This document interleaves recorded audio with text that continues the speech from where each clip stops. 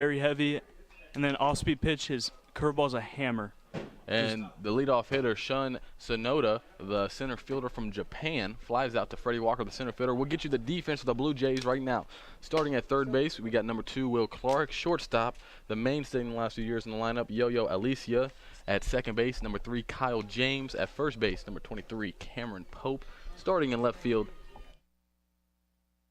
we got Graham Weeb. Center fielder Freddie Walker, and then we got right fielder senior Blake Stanford here on Senior Day in Hillsboro, Kansas. Up now, Dante Freeman, the shortstop for St. Mary's, hit 2 bombs in the first game. Just an absolute bat flip off Tommy too. He did have went into the theatrics there a little bit. Nice breaking pitch by Mitch.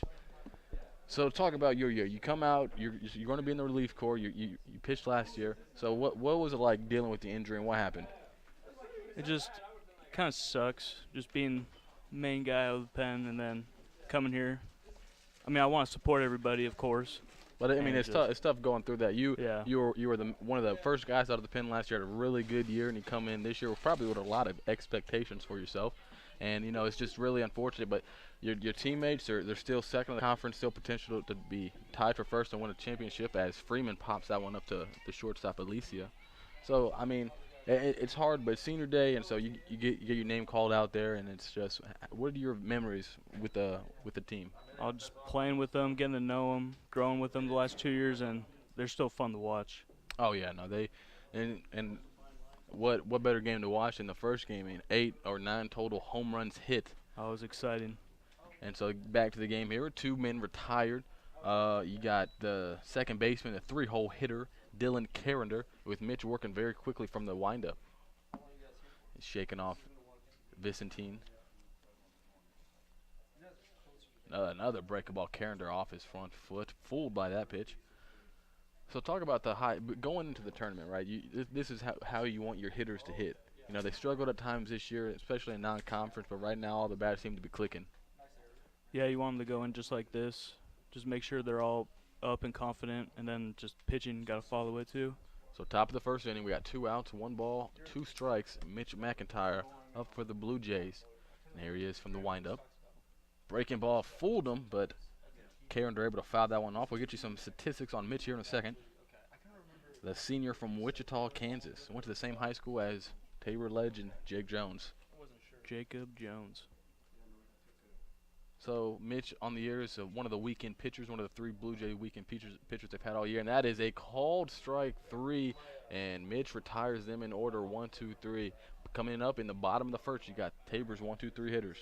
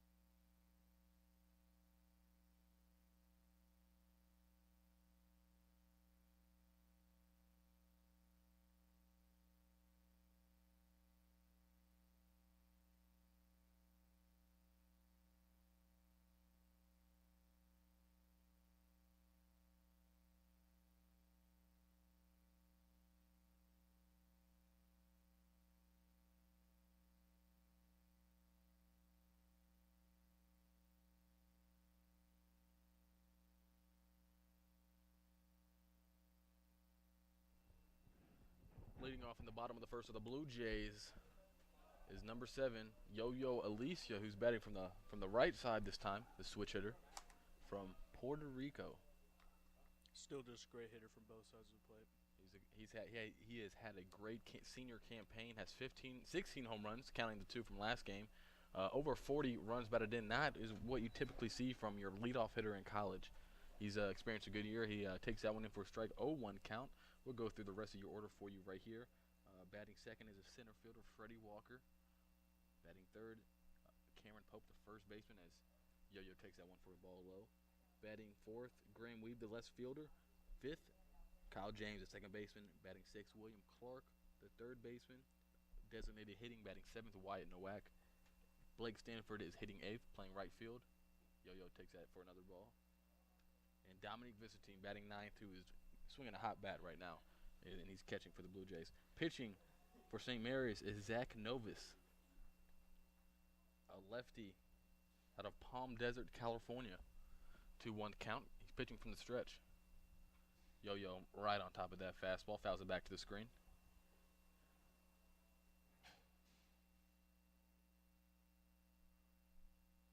On the year, Novus has a 6.31 ERA.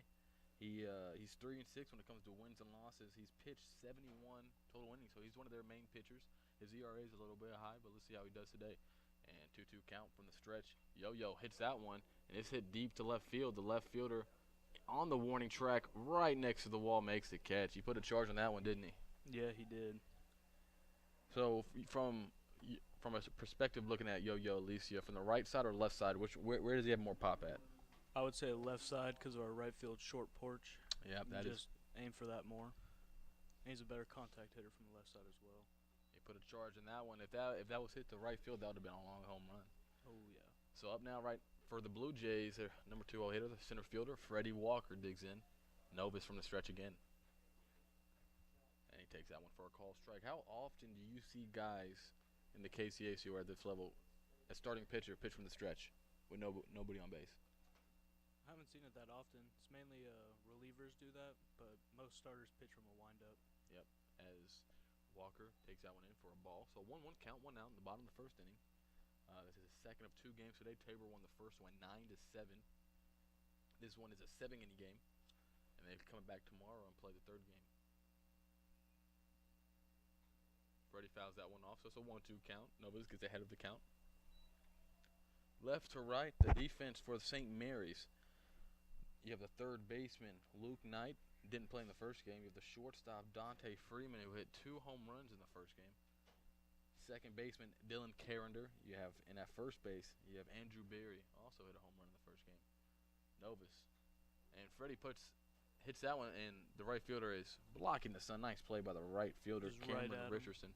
And then the sun, a lot of people don't understand the sun in Kansas, especially right now with no clouds blocking it. It's really hard to judge a fly ball, and we saw that in the first game. Super bright, just right up at you.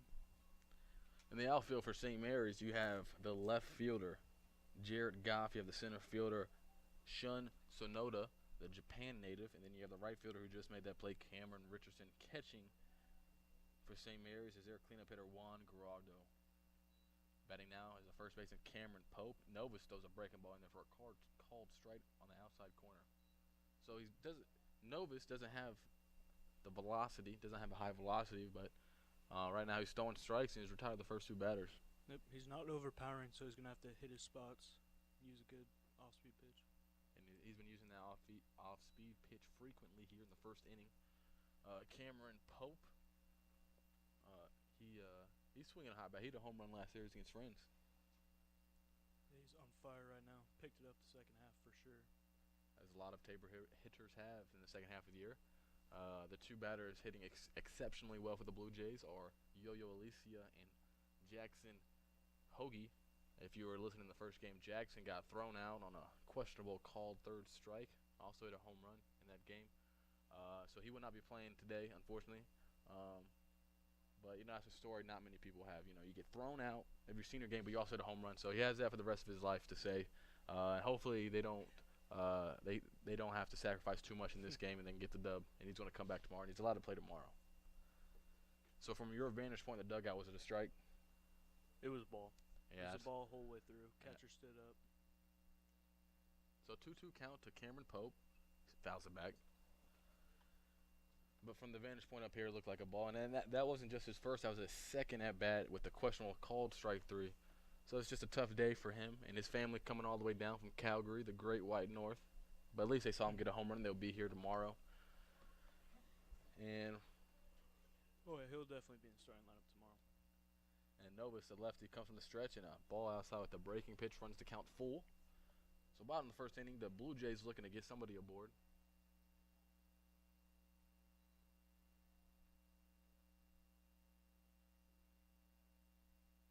Novus from the stretch. Fastball, strike 3.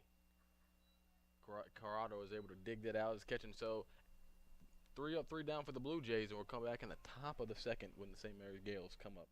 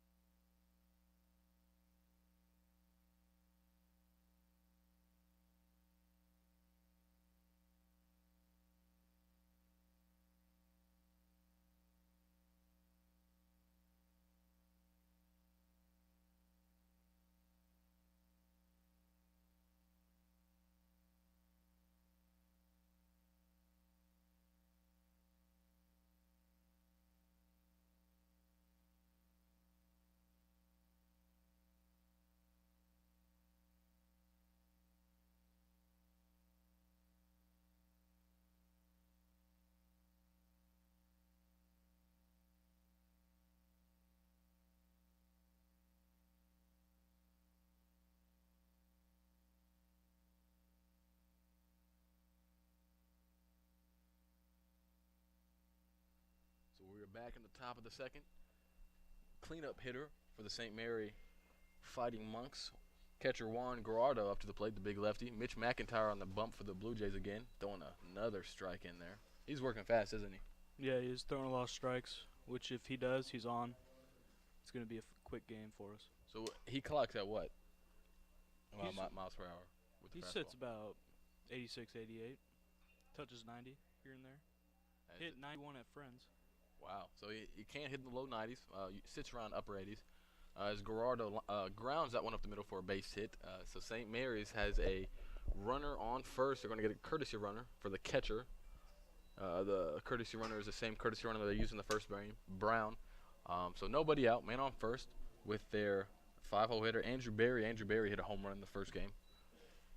And Mitch is working from the stretch.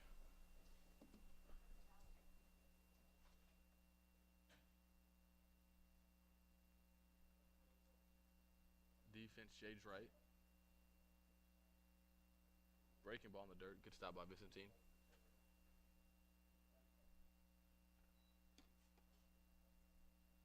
Brown with a modest lead off of first base. Mitch looks him back. From the stretch. Fastball in the dirt. Another good stop by Vincentine. Backhanded in the dirt. So Mitch is he's enjoying a good year. His ERA is 3.21. That's the best out of all the starters on the Blue Jays. He's a senior transfer from Wichita on senior day. It's a big moment for him right now pitching. Yeah, pitching from his family, just looking to get the win for the team and send us for a second place clinch. And the count right now is a 3-0 count to Barry. So you want him to get in the strike zone here. You don't want to walk the man on first and second with nobody out from the stretch. And he throws that one in there right down Main Street for a called strike. 3-1.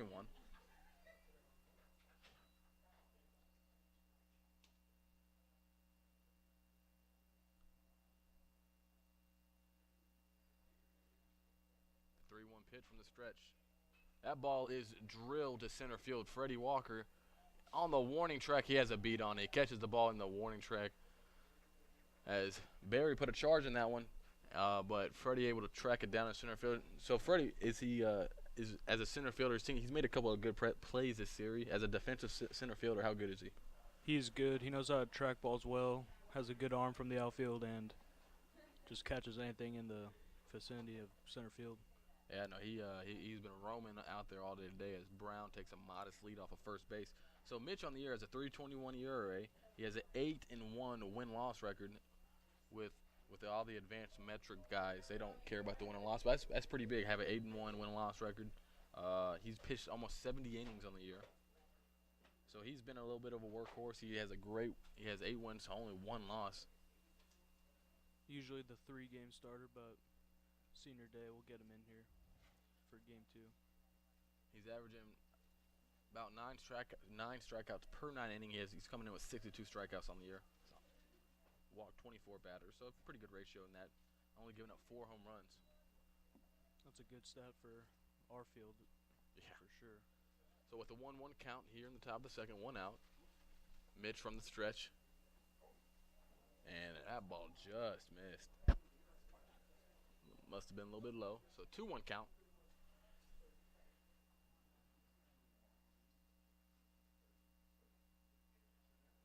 So nearly every start, Mitch at least goes 6 innings. It's rare for him to go under 6. And the runner going is a foul back.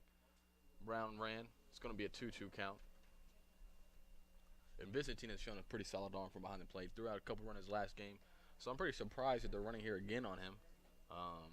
But yeah, has he shown that all year to throw out runners? Oh yeah, strong arm all year. Just good defensively and picked it up, swinging a super hot bat second half. And the runner is going again. That ball's high, and Vicentin down to second base, and it got a play in time, throws him out. They tried him, and same result happened this time. That's his 3rd throw out of the game. He's thrown out 3 runners, would-be runners today, just today.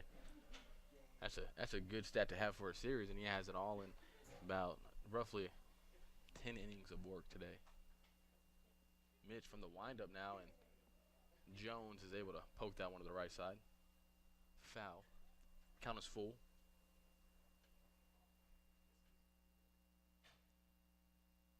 Jordan Jones, a designated hitter for St. Mary's.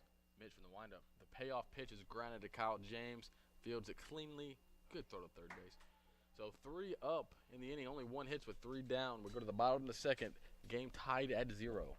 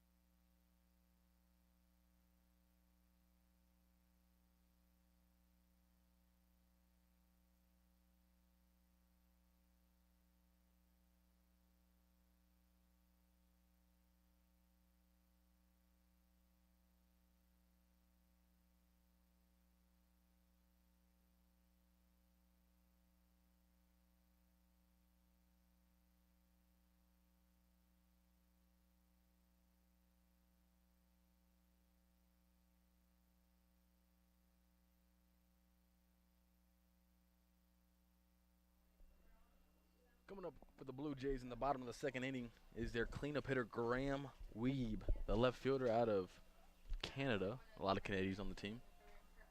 Nicest kid on the team right here, too. Are all the Canadians nice? Is that how it works? Yeah, most of them. There's always that one Canadian. Tabor has more Canadians than most teams in the KCAC on their team. Nova's still on the mound for St. Mary's. The lefty from the stretch, fouled back by Weeb. Weeb last game had a couple of hits. On the year, what has he done successfully? Graham? Yeah. He's been hitting the ball really well. Been in the middle of the order pretty much since he became a starter and just getting the clutch hits when needed. He's another power right-handed bat in the lineup as the count runs to 1-1. Novus again from the stretch. He's working a lot of off-speed stuff early in the game. Fastball low, 2-1 count.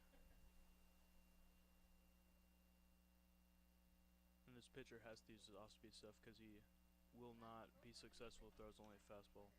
We'll get you some more statistics on the pitcher, Novus. Graham's trying to send that one all the way back to Canada with that cut. Big old cut.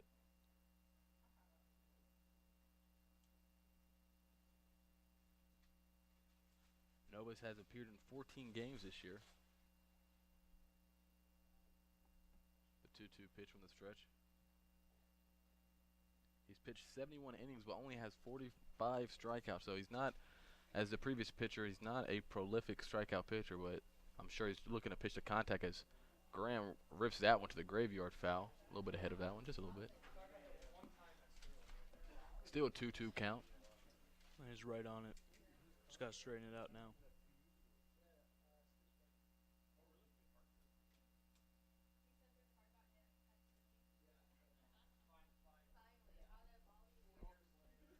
Novus from the stretch, a breaking ball hits Weeb.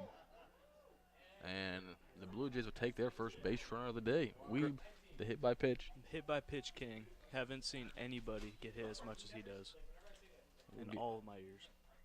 And on the year, Graham Weeb has been hit by a pitch 19 times. He's only walked 9. So 19 times he's been hit by a pitch this year. He has to be tops in the nation. Will That's Clark, crazy. beg your pardon, Kyle James, the second baseman, is coming up. It's a solid pickoff attempt. A little slow pickoff attempt to first base to chase the speed demon Graham Weeb back to first. Oh, yeah. Kyle James is batting around 300 on the year, couple bombs. He's been hurt in and out. He's been in and out of the lineup, so some of those stats are not accurate of his representation. Started from last year, coming to this year. Nobody out, man on first. And he's trying to bunt. Tells it back to the screen. 0-1 count. But for him to be back in the lineup, is that big for the Blue Jays? That is. He's a big part of the lineup. Good bat. Tons of power, even though he only has a couple on the year. He could break out and have 5 in the tournament coming up here. I mean, early in the season, he dealt with an ankle injury, and then a couple of weeks ago, he was out of a couple series, a pickoff attempt back to first base. He dealt with a hand injury that kept him out of a couple of series, and so he's just had a couple of little injuries here and there, but he's healthy now at the right time with everybody swinging back, so not too much pressure on him to perform at the level that we know that he can perform. So he can be more relaxed, and right now he digs in with an 0-1 count. And he hits that one high to center field, but playable for Sonuda. And Sonuda, the center fielder from Japan, showcased a very strong arm in the first game, doubling up a player at first base. And that brings one out, and that's going to bring up the third baseman, Will Clark. Will Clark had a home run in the first game. And that gave big insurance to the Blue Jays. They were up at 1 run, and he gave them a 3-run cushion with his bomb to right field. And Will's been in the lineup all year. He's played pretty well for the Blue Jays. This is his first year here. Underclassmen. Blue Jays only have a few position players that are seniors. Great defensively at third base. He takes that one for a called strike. And defensively, is Tabor a good defensive team? Yes, we are. I think we made a couple more errors than expected so far, but overall still sound defense. Yeah, Yo-Yo and Kyle in the middle. That's a solid defensive middle infield. And as you mentioned, Will Clark is a good defender at the hot corner, and Cameron Pope is a vacuum at first base. And Freddie Walker, we know is a really good center fielder. And he don't really need much defense at the corner outfield positions. But as we seen earlier, Jackson Hoagie had a strong throw. He had an outfield assist to second base. And you always pitch with more confidence when your defense plays well behind you. Absolutely, absolutely. So right now, Will Clark digs in with an 0-2 count, 1 out here in the bottom of the second inning. Novus from the stretch again outside. Graham with modest leads off of first base. No hit so far for the Blue Jays, but Graham is aboard with his 20th hit by pitch on the season. 20.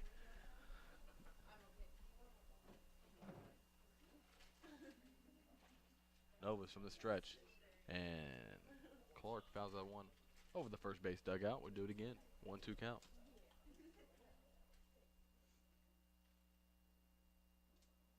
So what's it like for the Blue Jays? The first couple of series at home, really terrible weather.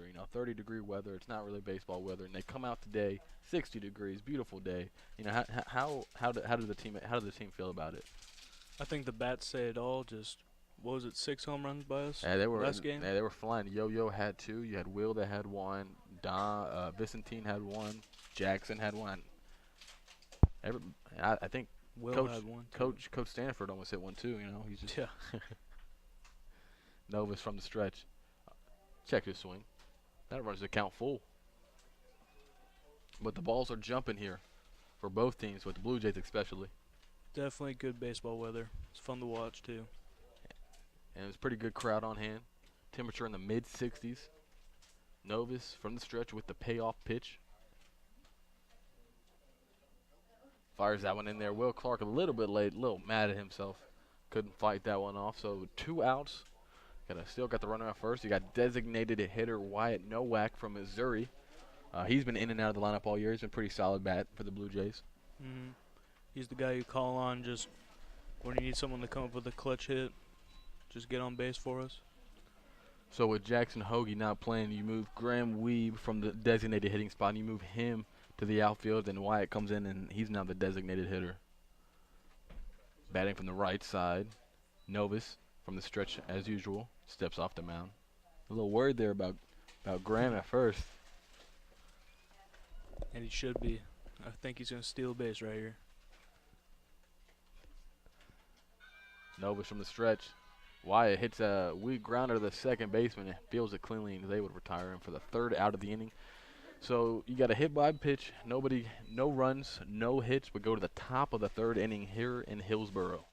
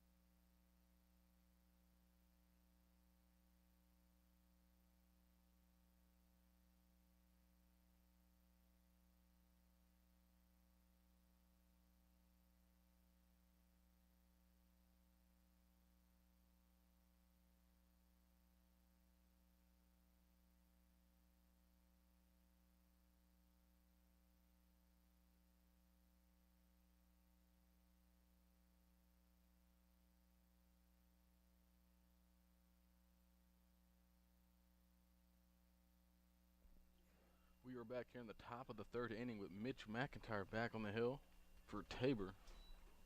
Throws that one in there for a ball, 1-0 count to start of the 3rd inning.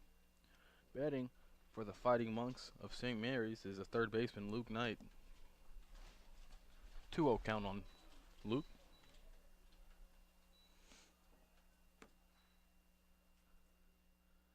Mitch is working from the windup. Swing and a foul back to the screen.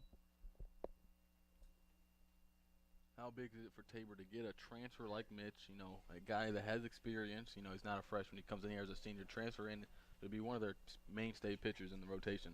It's huge. Just getting a guy with that experience and with the competition level he's played at over his career just makes him a big leader on the team, showing the younger guys how to deal in big situations.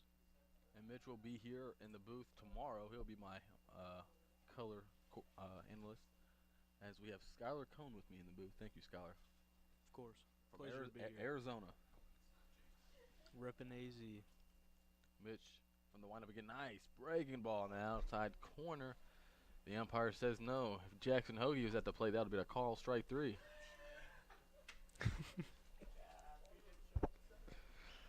So the count runs full. Mitch is about to give the payoff pitch to Luke Knight from the windup.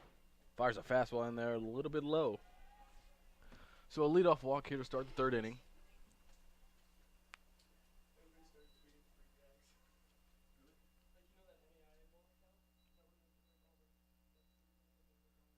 Coming up to the plate is the left fielder, Jared Goss. He played in the game earlier.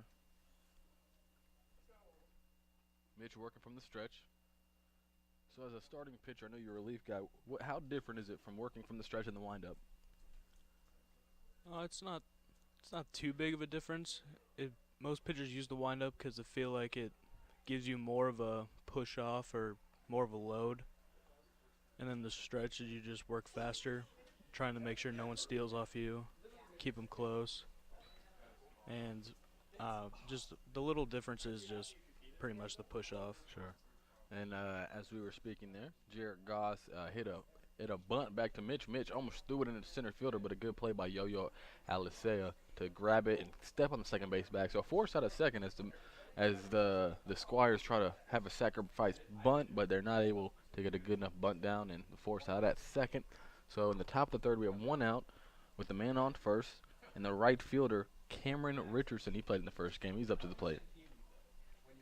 Mitch from the stretch, and Richardson turns around a bunt. So St. Mary's trying to play small ball here in the top of the 3rd. And again, this is only a 7-inning game, so the situations are different earlier in the game. Yep, every run's bigger when you're playing a shorter game. Goss has a pretty good lead off of first base. Mitch looks him back from the stretch and throws the ball low. If you're a runner on first base and you're a pitcher, and you wait a long time like Mitch did there, how, as a runner, what's going through your head if you're trying to steal? It throws off your timing a little bit, doesn't it? It throws off your timing, but just between a slide step and a regular just leg kick, it just all depends on your jump still. So if you don't get the good jump, you don't go on either one. Yeah, no, Mitch is working the quick step here, but then he's also given a couple of pitches where he's long in between pauses to keep the runner honest. At first, we haven't seen a pickoff attempt, but he's still keeping him honest by. There's a quick, and that's a strike right down the heart of Tabor College. Definitely makes the runner think about which leg kick he's going to use, though. Yep. 3-1 count here in the top of the 3rd inning, 1 out. Mitch fires a one high. That's a second walk and as many batters. Beg your pardon, second walk and 3 batters. Runner on first and second, 1 out. That's going to bring up the top of the lineup as the center fielder from Japan, Shun Sonoda. As I mentioned earlier, I'm probably not pronouncing his last name correctly, but I'm trying my best. Shun is batting above 300 on the year. He's having a solid year. And Mitch steps off the rubber for a second. He wants to talk it over with his catcher Vicentine. So right now, what's going on between them? Are they going through the scouting report, or they're going through the pitches? They'll be talking about signs with the runner on second right here. Okay. Just to make sure they're on the same page. For sure. Don't want the runner second picking up anything to help the hitter out with.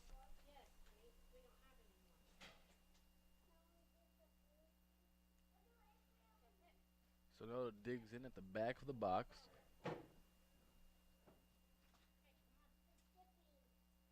Mitch from the stretch. Breaking ball. Nice pitch on the outside corner. Cold strike. Gets ahead of him 0-1. That's a good first pitch right there. First pitch strikes are huge. If his curveball's on, then just matched up with his fastball, it's going to be hard to hit for the other team. And he does have an 8-1 record on the year when he pitches. So Tabor likes to play for him when he pitches, and he throws a fastball. And Sonoda, Pope is fighting the sun. Is able to retire him in foul territory. So 2 outs. That was a big second out as none of the runners advanced, and you're able to get the second out just as good as a strikeout. And now you have the 2-hole hitter, Dante Freeman, the bat flip extraordinaire. He hit 2 bombs in the first game. Flipped his bat. Definitely St. Mary's most dangerous hitter in the lineup. He has 9 home runs on the year, batting above 300. He digs in here in a big spot early in the game with runners on first and second. So if you're Mitch, you attack him, you attack him, or you try to hit the corners. I'd attack him fastball first pitch. Then depending if he's on or not, switch it up a little bit. Pick off attempt at second is unsuccessful. Good try though.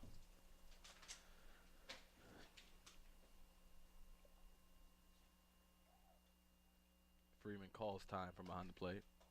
It's a couple of practice swings in there, trying to time up the fastball, I'm sure. Mitch from the stretch looks back to run our second, fires a breaking ball way high. 1-0 count.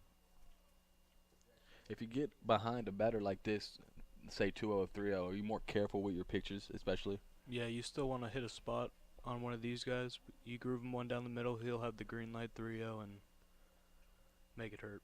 Yeah, you don't want him to hit a long one a long way. As he swings and he tries to send that one over to Nebraska, but he swings and misses. It comes up empty. That was a good changeup. It was. So 1-1 count. You see he's looking for that fastball. The 2 home runs he hit in the first games were both fastballs, and he's looking but nothing but a home run here. Mitch was able to make a good pitch and swing and a miss by Freeman. And there's a fastball, and Lord have mercy, jumps on that one. That's just foul. Just left it up a little bit right there, and it's hit hard. Definitely a fastball hitter. He's sitting dead red, it seems like. He's just all over fastballs today, and he sent that one in the graveyard. Almost hit the car by the graveyard. That's how hard and far it was hit. But Mitch here ahead of the count, so he has his arsenal of pitches to choose from. So if you're Mitch, you go changeup, you go curve. And a little commotion going on between the Blue Jay dugout and the St. Mary's dugout. I think it's just the hitter. Yeah, I think the Blue Jays have not forgiven him for doing that bat flip in the first game. So Mitch throws the curve. I think he went. And Freeman doesn't agree with that, and the Blue Jay dugout erupts, and Mitch McIntyre waves goodbye in the long walk back to the dugout by Freeman. And that does it for the Fighting Monks in the top of the third inning, as it's a 0-0 game. And now the skipper wants a word with the umpire. We're gonna stay on here. The umpire at home plate rung him up. They didn't appeal it to the first base umpire, which I think is what the umpire or the coach is talking about. He just wants an appeal, and from our vantage point, we see the hitter very clearly. We saw he did not check his swing. He definitely broke the plane of the plate with the swing. Yep. But that does it for St. Mary's in the top of the third innings, as they have a couple of walks, but nobody crosses the plate. It's 0-0 leading into the bottom. Tabor coming up next.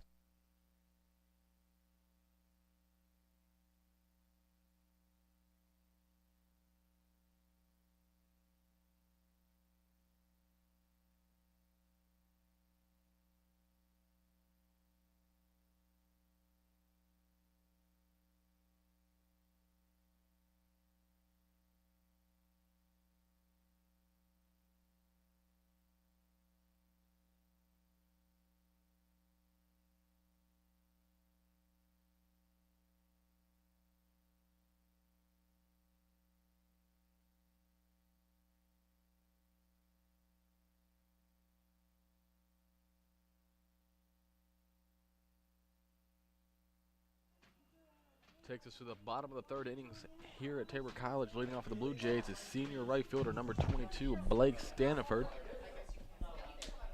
Blake, the son of the head coach, Mark Staniford, digging in there at the plate. Nova's back on the mound, the left-hander from the stretch. Blake fouls it off to the left side.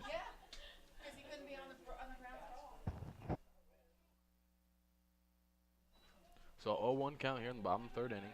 So how different do you manage 7-inning games compared to 9-inning games? How different is it at the college level? Not a big difference in the hitting perspective, but pitching, you want your starter to go all 7. You want to save that pen for the 9-inning games. But you just use all your guns out of the pen. Starting off quick, you could even use the closer in the 6th and 7th. That one's in there for a called strike, so he's quickly behind 0-2. So he got choked up a little bit. Less time to come back if you're down. Novus from the stretch. That's with ball low, but the breaking. A lot of breaking balls early on.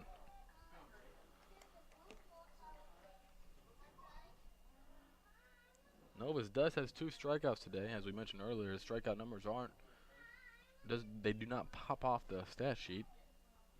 And Blake rips out one of the shortstop, plays it on a hop. Blake hustling to first base, and he is tagged out by the first baseman. The throw from the shortstop, Dante Freeman pulled the first baseman, Andrew Berry, off the bag, but he was able to apply the tag to retire Blake Stanford. That brings up the catcher, Dominic Vicentine. How well is he seeing the ball? He's just, when the weather's warm, all he does is hit. Just crazy. Which is unfortunate for Tabor because they played in so many cold weather games this year. But now it is warm and the ball is flying off of his bat, and he has a lot of confidence up there right now. He just missed a 2-homer game last game as he hit one off the base of the wall.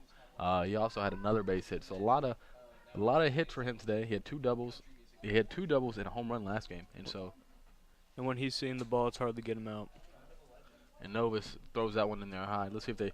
But the thing is, you can't pitch around him because you have Yo-Yo coming up next. So as a 9-hole hitter, this is exactly what you want if you're Tabor. I'd say he's one of the better 9-hole hitters in the conference. And Novus from the stretch, and that one is ripped to the third baseman, and he's going to be unable to field that as Vicentine runs to first base. I don't know if that's going to be an error or a hit. I would assume it would be an error, but it's still a hard hit ball nonetheless. So we got a runner at first. You got a pinch runner for the Blue Jays. It's going to be number 55, Jaden Alsop. So with 1 out, we got a man on first, and you got Yo-Yo Alicea. He's going to come up right-handed again, the switch hitter. The native of Puerto Rico.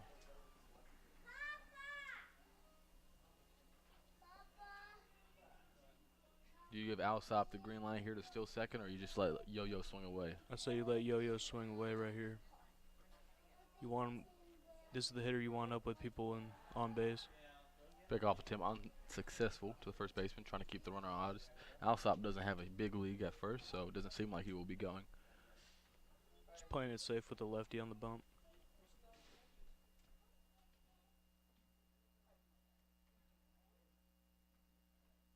Novus from the stretch fires in there. Yo-Yo fouls that one on the third baseline. A great play by the third base coach, Jake Jones.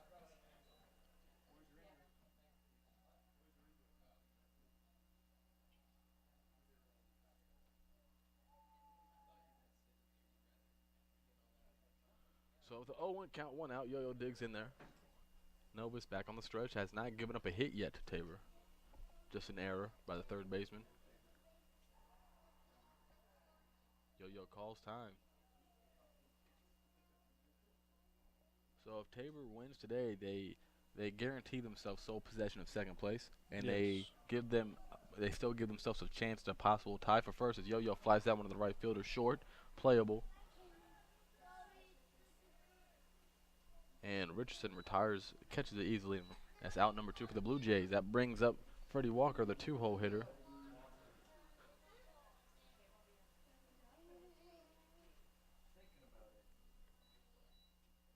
Freddie's looking to get going.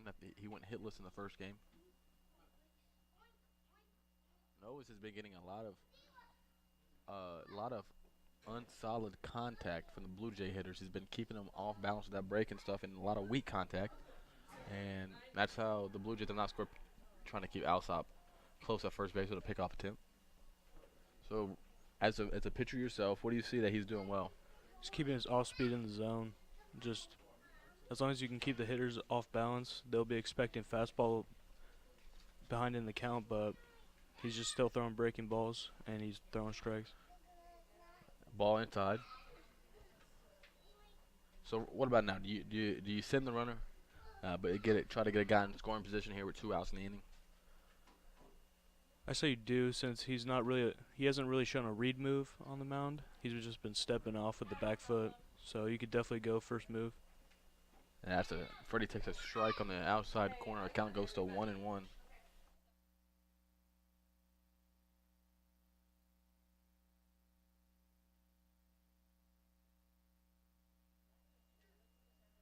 Novus from the stretch once again.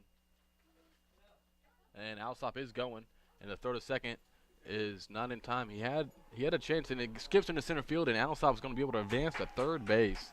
That's a big play here in the bottom of the third inning.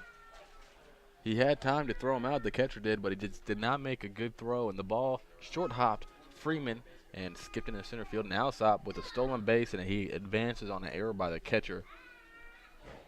So right now, if you're the pitcher, you can't throw anything in the dirt because that risks the potential of it getting back to the screen and Alsop scoring a third. So, yep, he's behind the count. I have to throw a fastball right here.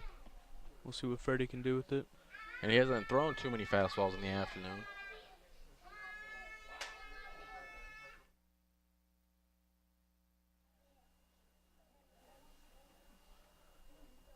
So 2-1 count, man on third, 2 outs in the inning. Freddie Walker, the center fielder. Novus on the mound from the stretch again. Ball outside, 3-1. So you got Cameron Pope on deck, the big power hitting righty. And there is first base open, but I would suspect that he would want to pitch to Freddie here and not pitch with 2 runners on to Pope. And Freddie grounds out one of the second basemen who muffs it, but he's able to recover. Freddie belly flop sliding first base, but the second baseman is able to retire him. As the Blue Jays threaten with a runner on third, but they did not have any hits in the inning and no runs to show for it. We'll go to the top of the fourth here in Hillsboro.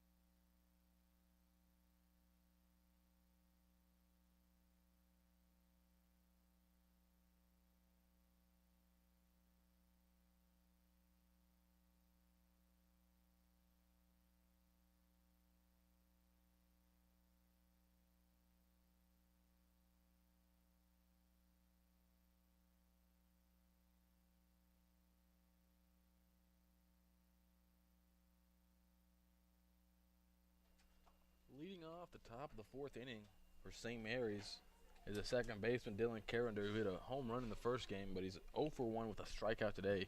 Mitch from the windup throws a ball. Count goes to 1-0 here.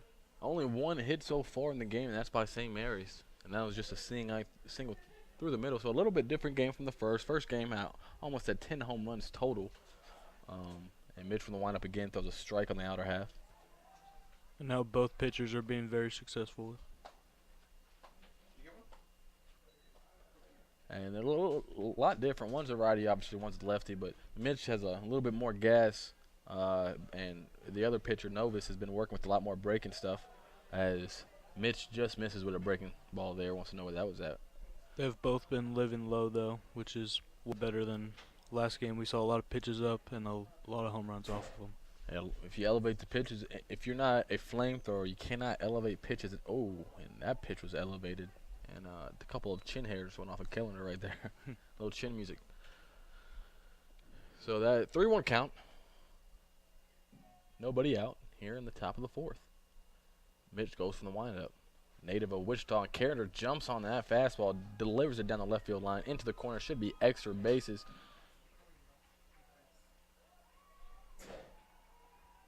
And Carrender is in there with a leadoff double, so a good position for St. Mary's here to get a run in. Man on second with nobody out.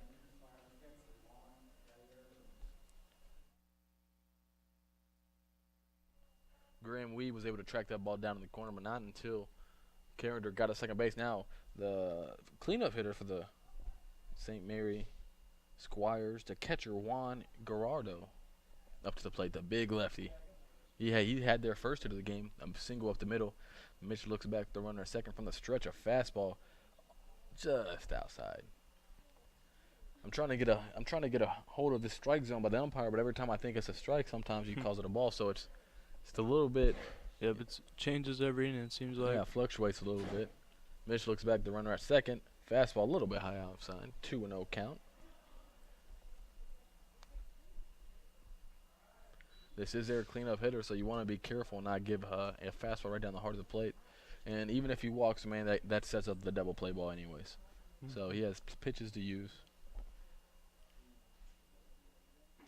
That ball's low. 3-0 count. And it looks like Mitch is pitching around him a little bit. So I wouldn't expect it to give him a pitch to hit. Maybe a 3-0 off-speed pitch. Maybe. His fastball looks like it has pretty solid velocity today. We'll have to go look at the stat cast to see where it's at. Mitch looks to run it back again from the stretch. 3-0 count. Fastball a little bit low. Walks him. And Gerardo sprints to the first base bag. That's going to bring up first baseman Andrew Berry. And Andrew Berry is no slouch either. We saw the pop in his bat in the first game. He hit a home run. Only his second of the year. But he comes up here in a big situation, nobody out. So as a pitcher here, you want to keep it low and try to induce a double play? Right now you want to get ahead, first pitch strike.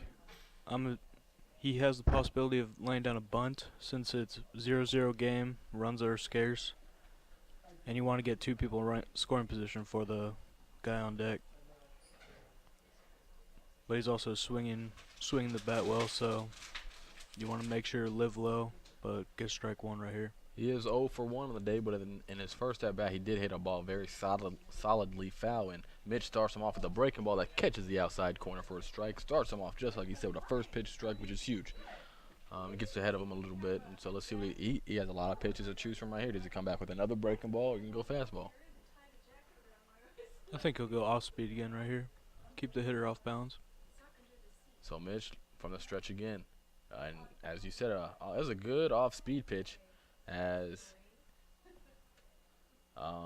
he was not expecting that. And it was a good pitch for him to swing at if you're Mitch. It was low curveball. Didn't have too much of the strike zone, but it looked like a strike coming out of his hand.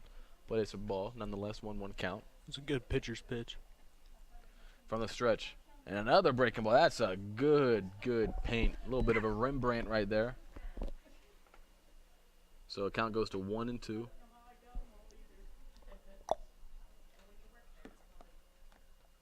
So right now, if you're Mitch, you're looking for a strikeout here because even if a ground ball isn't played, that is a potential for the runners to move up a little bit. Another breaking pitch. And Barry's not chasing at all. He's patiently waiting. 2-2 count. If you're Mitch, do you come back with a fastball? Do you keep with the breaking pitch? You have thrown 4 pitches at bat. I say he might mix in a changeup or a fastball. I don't think he comes back with another curveball right here. And here he comes, Mitch. Nope, came back with the curveball. And that ball is a hit into the left field, and they're going to hold the runner at third as Graham Wee with a strong throw into the infield. And Barry was sitting curveball right there whole time.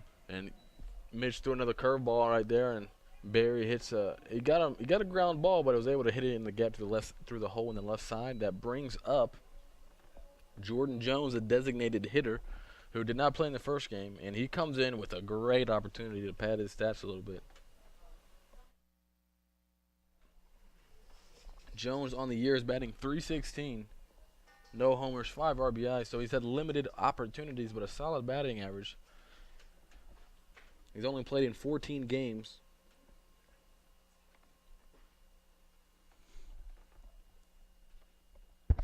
But he comes up in a big spot here in the top of the 4th inning. Nobody out. Bases loaded. Mitch with the fastball. And, man, that had him guessing. He was guessing off speed right there because of all the off speed pitches he threw in the previous. He was way behind.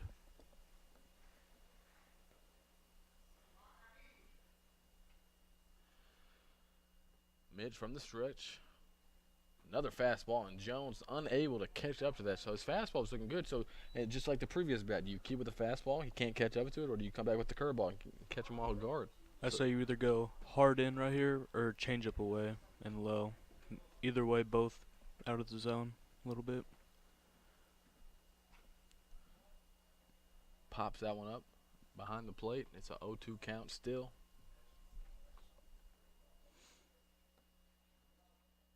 I can see a curveball in the dirt right here. Just trust your catcher.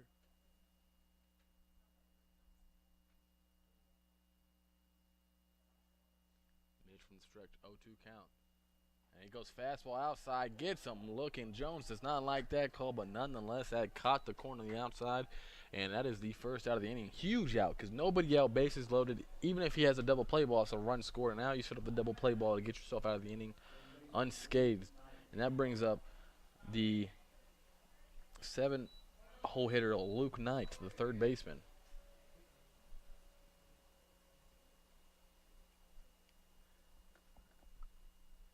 Mitch from the stretch. And did he hit him? It might have hit it looked like it might have hit the knob of the bat, but the umpire says it hit his forearm. And that is unfortunate because Knight comes into the contest batting a .143. So all you had to do was throw strikes and you had a good chance of getting him out, but Mitch hits him in the forearm, and that allows the run to score. So that's a 1 run so far in the inning. Still only 1 out, and that brings up the 9-hole hitter. It's got to limit the damage right here. Beg your pardon, the 8-hole hitter, Jared Goss.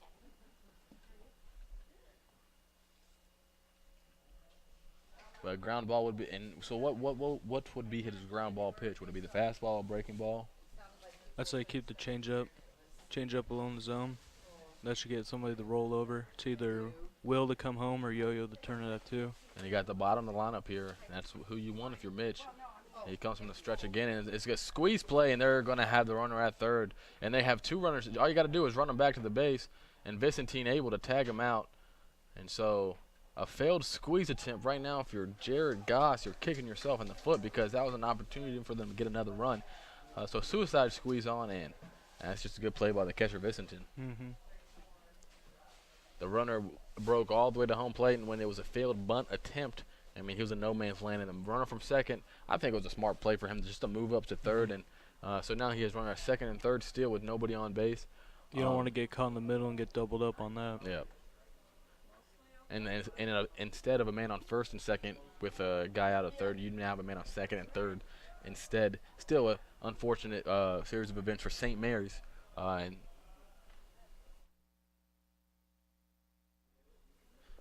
I believe the count is 0-2. It is an 0-2 count, so plenty of pitches here. I think if you're Mitch, you're thinking fastball. That's what he's thinking, and it's blooped foul behind Pope, and he's not able to get it foul. So 0-2 count again.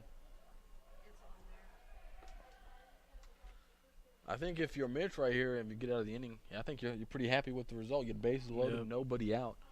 The hit batsman was obviously, you didn't want that, but if you come out of the inning with only 1 run given up, I think that's a win for the Blue Jays. So Mitch from the stretch again. Breaking ball almost got him to offer. Vicentine with a great block with a runner on third. If that gets any farther away from him, I think the runner, Barry, advances home.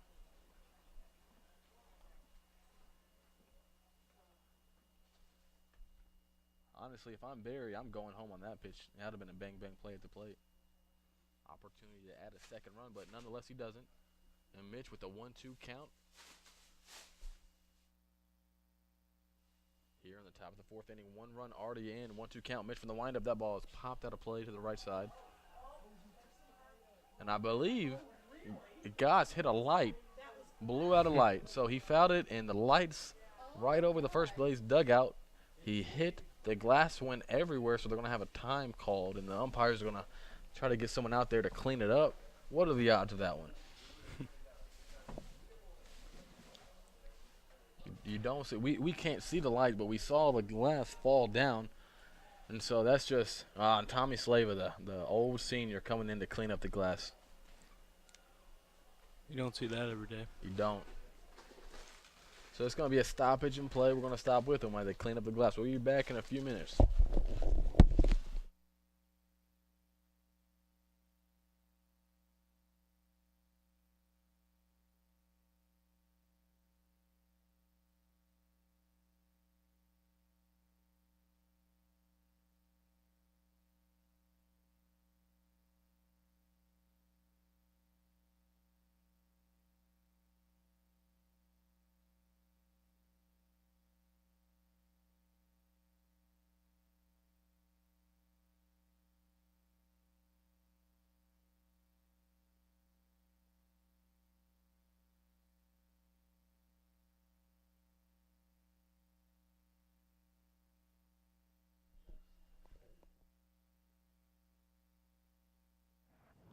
we are back as Tabor was able to get the glass off the field quickly. And a big spot here for Mitch McIntyre from the windup, and that ball just misses the inside corner. Mitch did not like that call, and that has been a strike all day. And again, as we said earlier, if that's Jackson Hoagie, that's a strike 3. But nonetheless, Jackson is now batting in St. Mary's. 2-2 count with 2 outs, runner on second and third. Mitch McIntyre working from the stretch, trying to limit the damage here in the 4th inning. St. Mary's lead game 1-0, and Goss called time just in time.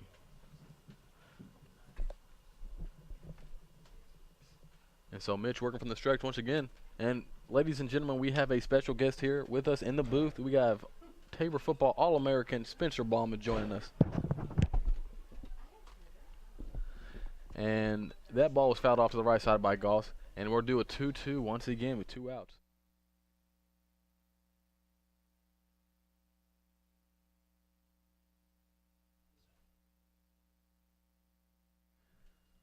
So Mitch, the Wichita native, back from the stretch, runner on second and third. 2 strikes, and a good stock by Vicentin. Once again, that's his second block in this at-bat that he's had. The runner cannot advance from third. Ball in the dirt, fastball. That was a good stop. So we'll do a full count. The payoff pitch coming up for Mitch.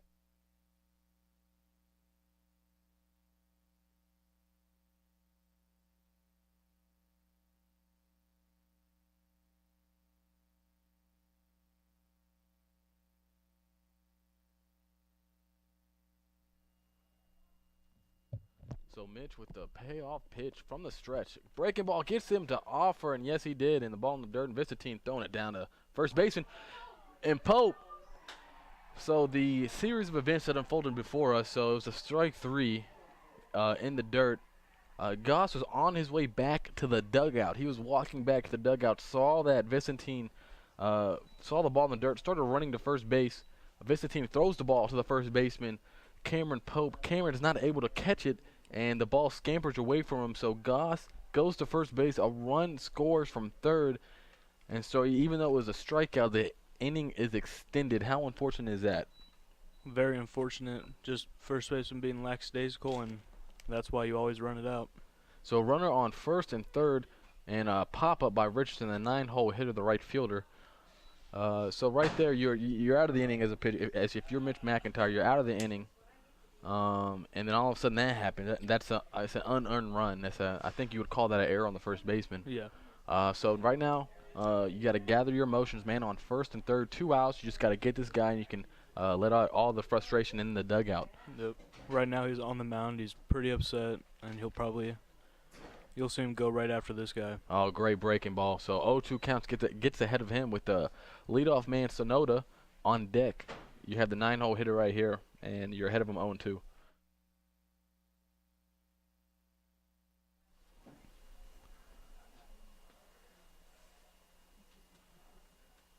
So Mitch from the stretch, trying to get his 4th out of the inning. He's ahead of the batter 0-2. Looks back to runner at first. Fastball right down, broad straight, and that's the 3rd out of the inning. The damage is done, though.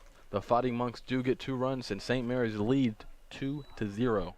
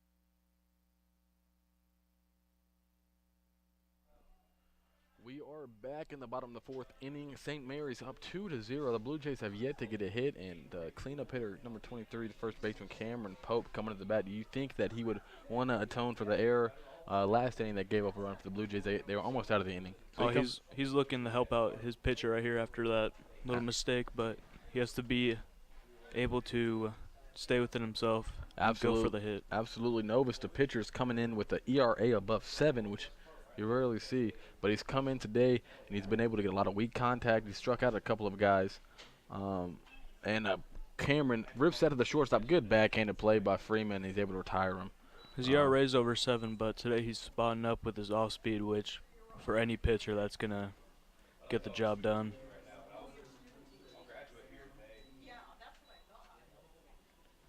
And that brings up Graham Weed, the senior. He's playing left field today.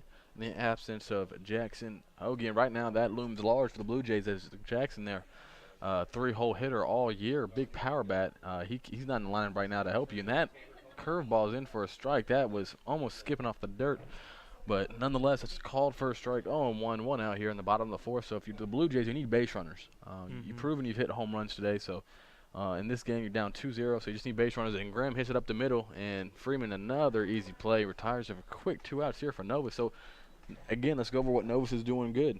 He's living low. He's not going to give up any home runs as long as we're trying to swing for it when he's throwing a good pitcher's pitch and we're trying to make it a hitter's pitch.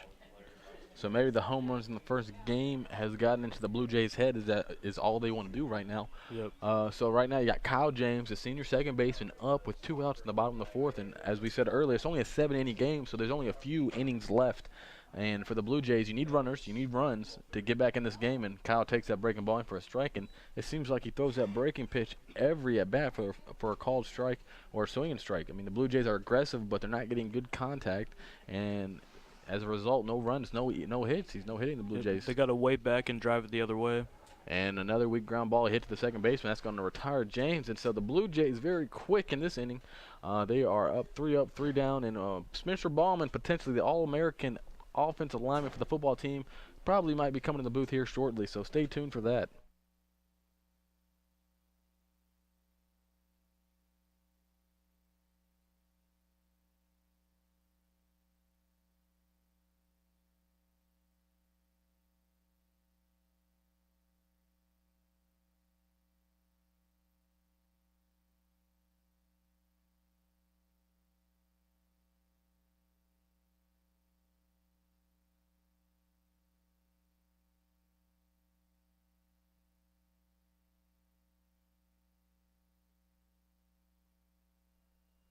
So we are here with Spencer Ballman, a 2-time All-American offensive lineman for Tabor. Tabor had a good year this year, winning their 3rd consecutive conference title. Spencer has been a part of all 3 of those teams, I believe all conference all 3 years. So Spencer, how was the season, and what are you doing now? Well, the season was really good, Charles. We went 8-2 this year, just barely missed playoffs. Had a great time here at Tabor, though, I tell you. 3 conference titles. I mean, it was great. I'm glad I continued to pursue the college career, and to all the young guys out there still in high school that, aren't getting the looks that they'd like to get, pay attention to those small schools because they can really do a lot for you.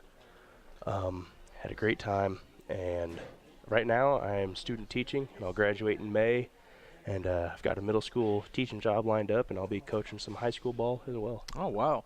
So you, at a high school, you came out of Mays High School in Wichita, Kansas. You went to college. Well, Mays, Kansas. All right. Mays, Kansas, a suburb of Wichita. Right. You came out of high school, and you didn't play football. You went to, I believe you went to Hutch. Pratt. You didn't play football. Yep. And then you got the call, and they're like, you still want to play? Or you may have called them because you were recruited out of high school. And so you came. And did you envision yourself as being a 2-time All-American here at Tabor? Not at all, man. My first year here in 2014, after that year of Pratt where they didn't have football, I thought I'd be riding the bench. I thought I'd be, on that prep squad for a year or 2 and then finally get my chance. But that first summer camp, they threw me in with the ones, and I was like, holy crap, this is fast, this is hard, and I just tried to adapt as much as I could. was a good time, though. And the result, you had a great career as Mitch McIntyre, he's a Wichita native as well, is ahead of the count to Sonoda 1-2 to start the 5th inning. And as you said, you're a teacher. You're going to be a middle school teacher. Is it in Wichita next year? No, it's a suburb outside of Wichita. Just like Mays? Mm-hmm. And 2-2 count for Mitch McIntyre. We would like to thank Spencer Ballman for coming in the booth. You want to stick around? I mean, you've been doing a really good job here, so I'll let you and your co-host get back to it. So Will Clark is able to retire that, but thank you to Spencer. Don't let Charles Beal fool you. He had a great career here at Tabor for 5 years also, and was part of those 3 conference titles also. So I was more of a role player, not an All-American like you, Spencer. Thank you for coming in, man. Thanks, man. My co-host Skylar Cohn grabbed a couple of nachos while he was on his break. And so now we're on the top of the 5th inning. Top of the 5th inning, 1 out, and you got Dante Freeman, right? The guy who's hit 2 home runs so far today. He's coming up, and he rips that one down the third base line into the corner. Weeb is chasing it, but I think Freeman is on his way to second. Oh, and he takes a wide turn, and that is wise of him because Graham Weeb fired that in there to second base, and he would have been out. I think he would have been out by a few steps. That was huge on him the first. Kept the double play in order now. Double play in order with 1 out in the inning. You have 3-hole hitter, second baseman Dylan Carrender. So it seems like the middle of this lineup has hit a few bombs today. So Carrender hit a home run in the first game at center field. Mitch going from the stretch. Freeman not a big lead.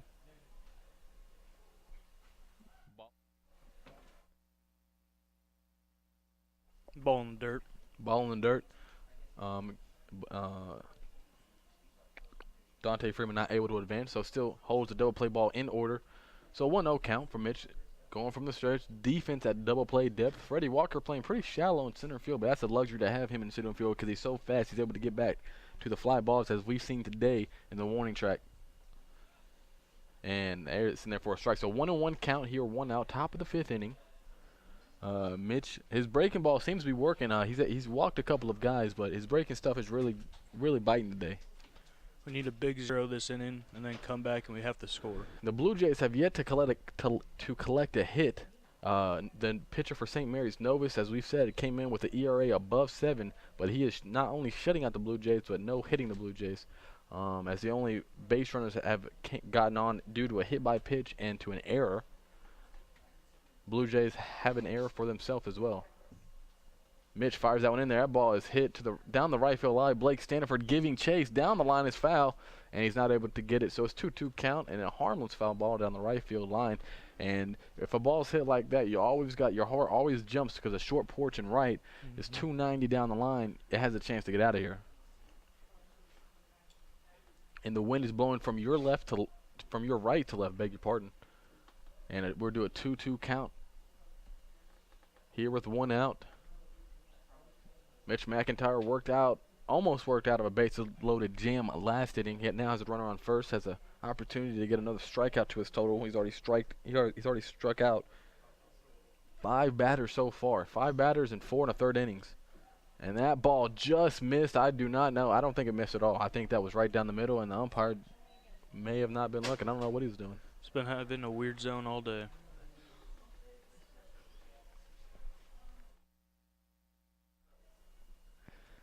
So that runs the count full. The payoff pitch from Mitch McIntyre is coming up. The senior pitching on senior day.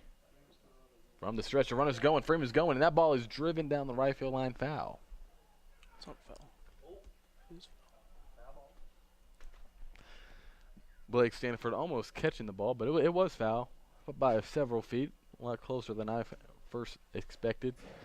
Freeman was running on the play.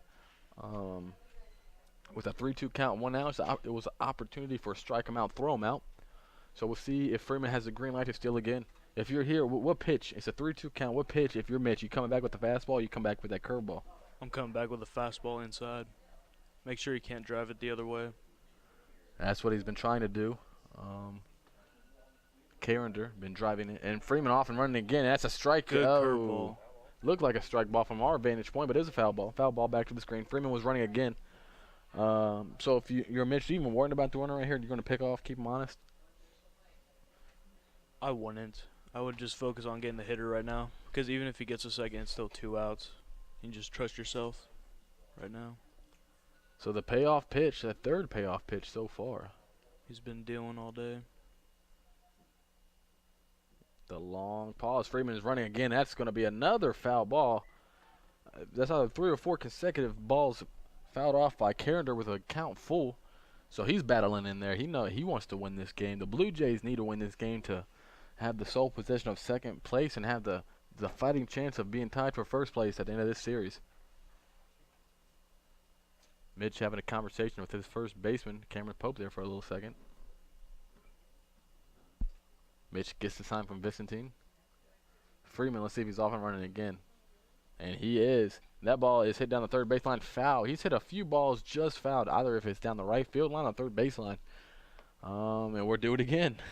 I would keep throwing inside right here because he showed he can drive it the other way, and right now he's just hitting on the ground, pulling it. So we got a classic battle here in the top of the 5th inning between Mitch McIntyre and the second baseman for the St. Mary Spires, Dylan Carrender. Let's see if Freeman, who's been running the last few pitches, and he's running again. He has to be getting tired at this point. Another foul ball to the right side. I don't think anybody's getting it. Kyle James is offering, and that ball is out of play. So, once again, this has to be at least the 10th pitch of the at-bat. And we'll do the full count again. And if you can find a way to strike out this batter, chances are they'll be able to strike him out, throw him out. Freeman's got to be getting tired. Yeah, Freeman has run the last 4 or 5 times on a foul ball, and he has to be gassed. And he is now taking a lead. He's going again, and the ball in the dirt is going to be walk. So Carrender battles, and he's able to win the battle with a walk. So man on first and second here with nobody out. I believe with 1 out, beg your pardon. With the catcher, the cleanup man, Juan Gerardo, the lefty, he's coming in 1 for 1 with the base on balls. So if you got your cleanup hitter up, you got 1 out, man on first and second. This is the guy you want up if you're St. Mary's. Mm-hmm. Got runners on base. Want to make sure not to make a mistake pitch right here. Mitch gets the sign from Vicentine. He looks the runner back at second from the stretch.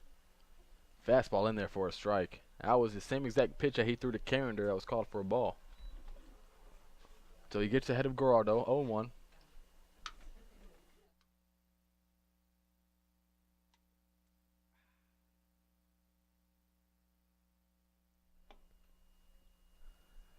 From the stretch.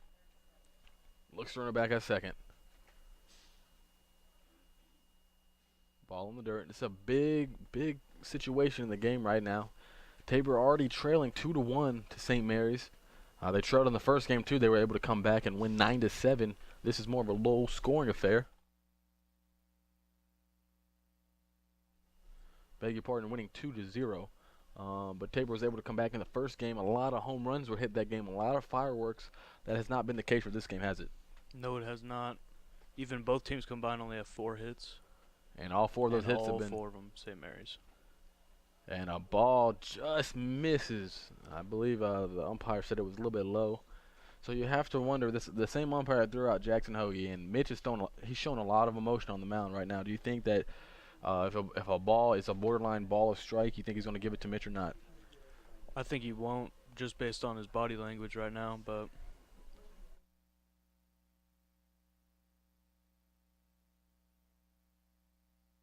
and that ball is hit through the left side. We're going to have a play at the plate right here. Graham with his strong arm fires a strike home, and Dominic Vicentine isn't able to handle it, so the runners advance to second and third, and a run scores on the play. So with 1 out, you have a runner at second and third with a run score. St. Mary's is up 3-0. So that ball hit the lip of the grass, and that gave Freeman enough time to score. Freeman had a few words to the Tabor dugout as he went to his dugout, and you have the manager coming to the mound for a visit.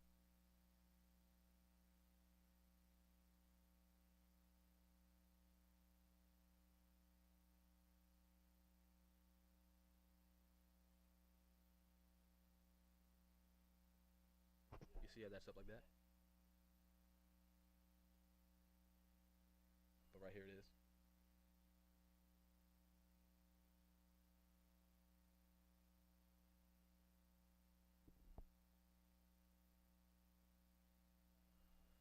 So we're going to have the Sherry Fleming call to the bullpen. And we have my co-host, Skylar Cohn, is going to have our all analysis on the pitcher coming in. The man is Brett Haenyeo, also known as Rocket Laser Arm, or RLA. He hasn't really been a big factor, but he just now became a weekend guy. And he's been shoving a little bit lately, so he has a great changeup, decent fastball. And the Wogamuth call to the bullpen, Brett Haenyeo. More analysis to come by Skylar. So the fastball is about 83, 84, but his changeup's just unreal. He can keep a hitter off balance easily. Decent curveball, but his out pitch is definitely, with 2 strikes, his changeup. So there is the analysis for relief pitcher Brett Haenyeo. We're going to be back after he warms up. We're going to give him a few warm-up pitches to get back in the booth.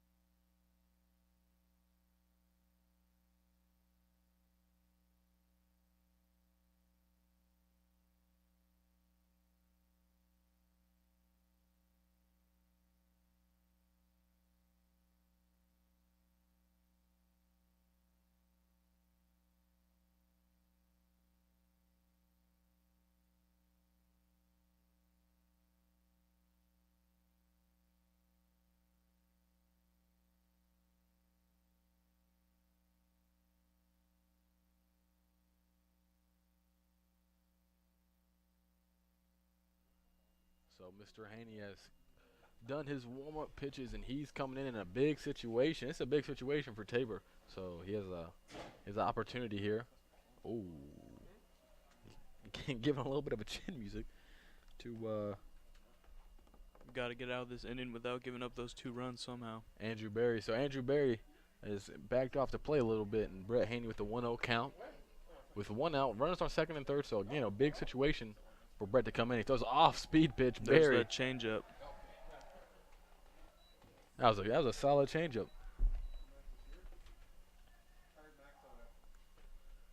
And so 1-1 count here with the 1 out. Infield playing in. So anything hit to the infielders are going to come home. They're going to cut down that run. The St. Mary Squires already up 3-0. Breaking pitch. From our vantage point, it looked like it hit the inside corner, but the umpire says no. We'll go to a 2-1 count. Berry on the day is 1 for 2 as a run scored on the evening. And the pitch. And again, just misses. He does have a base open at first. The umpire seems to be squeezing the Tabor pitches a little bit. Yeah, it's the last 2. He's been giving a lot of borderline calls to both teams today, but the last 2 pitches haven't seemed to miss by all too much. And he gives that one a strike, and Andrew Berry was about halfway down to Missouri, but he has to walk all the way back and do it again. Count goes full.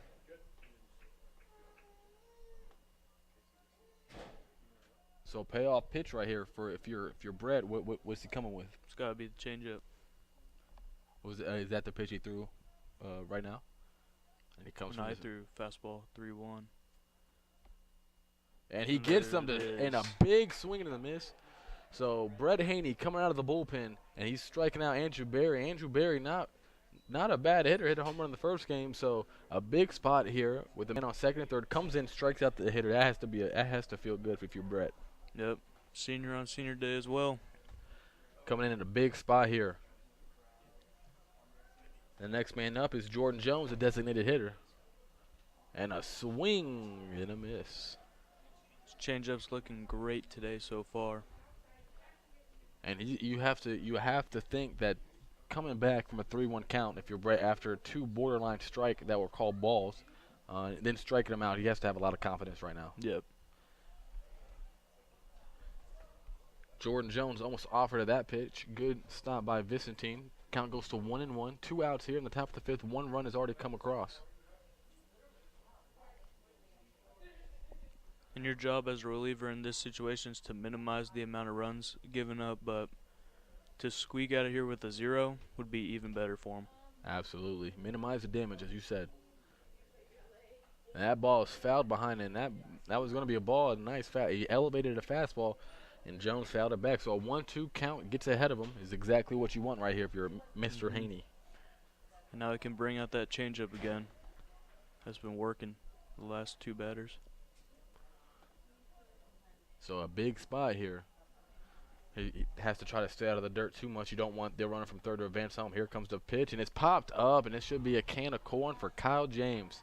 Brett Haenyeo comes in on senior day, and he strikes out Andrew Barry, and he gets a pop-up from Jordan Jones. We go to the bottom of the 5th here in Tillsboro.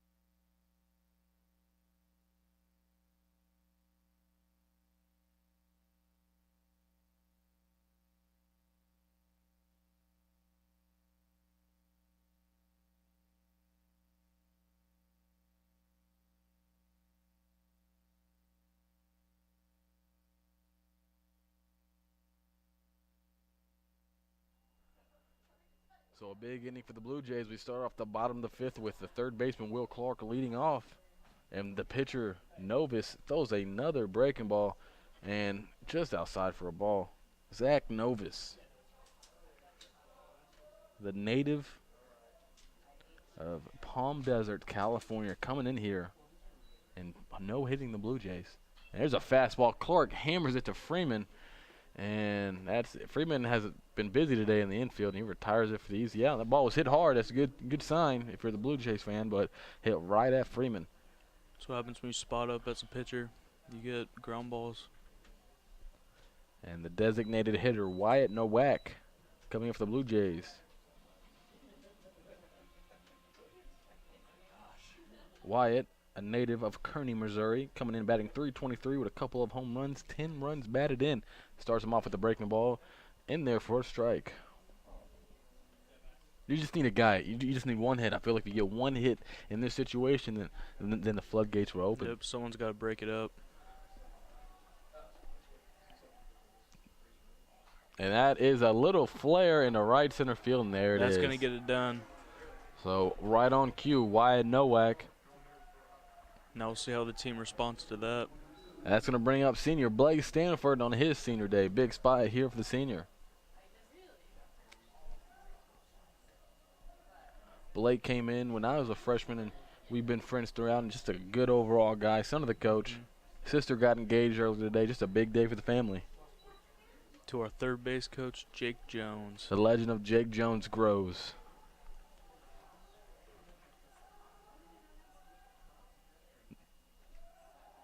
And in there for a ball, the pitch from Novus. So if you're right here, if you're Blake, you just gotta let it come to you. You got a 1-0 count. You got a junk throwing lefty. You got to make sure you get the job done as well. Wait back, drive it the other way. And he pops it up in the infield, and let's see if the sun plays a factor. The second baseman, Carrender, is calling for it, and he's able to retire the pop-up, and that's going to be 2 outs with a man on first. And that's going to bring up the catcher, Dominic Vesantine. This is the guy you want up. I mean, this is the guy who nearly hit 2 home runs in the first game, so he's swinging a hot bat. In this situation, you're down 3. A long ball would be fine, but honestly, a base hit or any way you can get on base would be just as good. We'll take anything that's given to us at this point right now.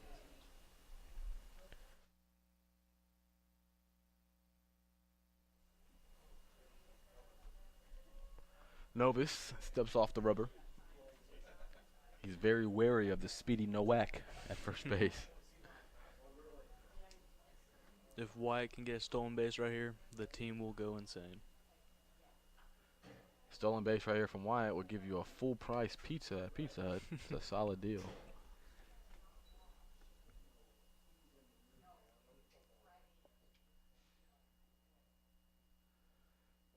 So Novus ahead of the count on Vesantine, 0-1. 2 outs. They're in the bottom of the 5th inning. So Tabor only has 7 innings to play with here. So they have 2 1/3 innings left in this game. So it'd be nice to get at least a run here. So Blue Jays need to respond as we're down 3 with 3 innings to go. Yeah, you have to think that Skip was maybe thinking about a pinch runner for Wyatt at first base, but they're letting him in there. Novus goes to the plate. Vesantine chops it to third base. A big Sunday hop and an off throw, but is able to tag Vesantine for that 3rd out of the inning. So the Blue Jays get their first hit, but they do not do any damage to the scoreboard as the St. Mary Fighting Monks are up 3-0.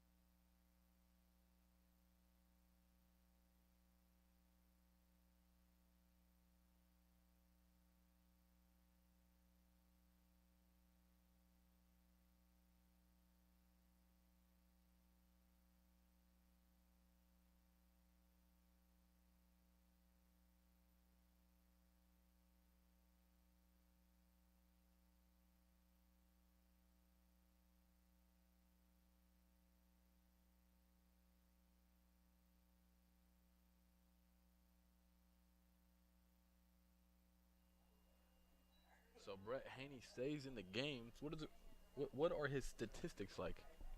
Brett on the year before today's had 10 innings pitched on the year with a 2.7 ERA, which leads the team. Wow.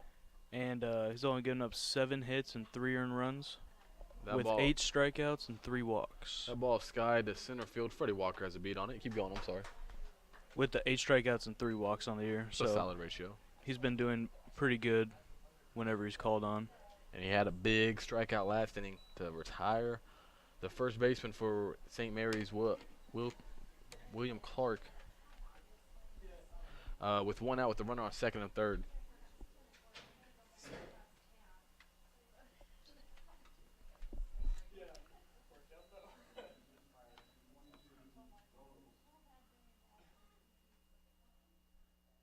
So a pinch hitter for St. Mary's, Robles, is coming to the plate, number 22.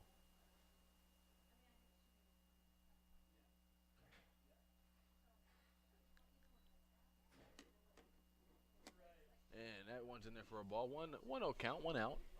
We are here in the top of the 6th inning, so 2 chances left for the Blue Jays to come back in this game. That pitch is in there for a called strike. 1-1 count. So Haenyeo has the bottom of the St. Mary's orders to work with. And you got to think he's feeling confident right now.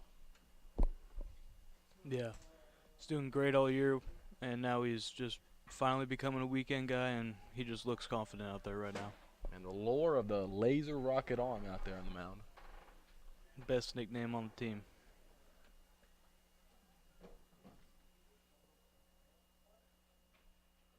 Brett is out of Nevada.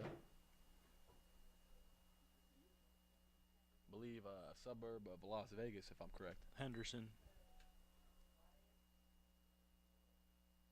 So 2-2 count here in the top of the 6th inning. 1 out. Brett Haenyeo dealing. Think he's going to change up here? Has to. And Robles fastball. Robles just able to get a piece in that into the bat. Fell off on the plate.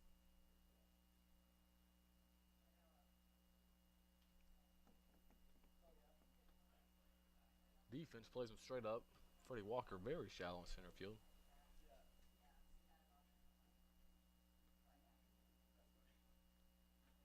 Haenyeo 2-2 pitch from the stretch, and that ball is hit down the first baseline just fair. Robles rolling. He's going to try to make it a second. Standiford having trouble to pick it up in the right field corner. Robles is in there with a double down the line, so a 1-out double for St. Mary's, and they are pumped. That dugout is ecstatic. Robles, the pinch hitter, coming in and helping his cause, his team's cause, and they're going to have a pinch runner for him. We can't see the number, so we won't have a name for you, but there will be a pinch runner at second with 1 out at the top of the 6th inning. Coming to the plate is another is the right fielder, Cameron Richardson. So the bottom of the order, he has the 8 and 9 hitters coming up with the 1 out. So he still has he has a 9 and 1 hitter. So he has Cameron Richardson, then the center fielder, Shun Sonoda. Haenyeo delivers a called strike down the middle. Has a first pitch strike. He's been able to do that on most of his batters. Showcasing a wicked changeup. Looks running back at second. Is that a breaking pitch? Yeah, it was a curveball. Just a little low. Solid location. If the batter would have offered, wouldn't have made good contact with it. So 1-1 count here. 1 out. Top of the 6th. Brett Haenyeo, number 35, native of Henderson, Nevada, on the hill, and that's a nice pitch on the inner half of the plate. He tied him up with a fastball. I think the batter, Cameron Richardson, was expecting him to throw another changeup or breaking pitch in that situation, but Haenyeo comes in with a 1-1 fastball and gets the count to go to 1-2. Has a lot of options here. I would hope he's throwing a curveball or changeup in the dirt right here. And on cue, it is a curveball in the dirt. It's a solid pitch, and it's 1-2 count. You have a lot of pitches to work with. Count is now 2-2. And you want to avoid a 3-2 count, so look to go at the batter right here.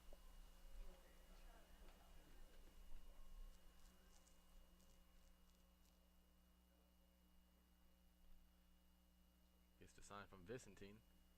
Haenyeo, another breaking ball. Hits it into the St. Mary's dugout. So we'll do 2-2 again.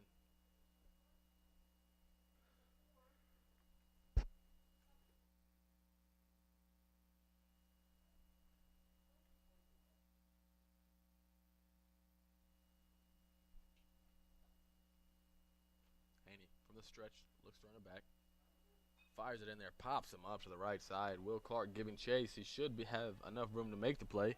He's out of our view. We can't see. I don't think he made the play.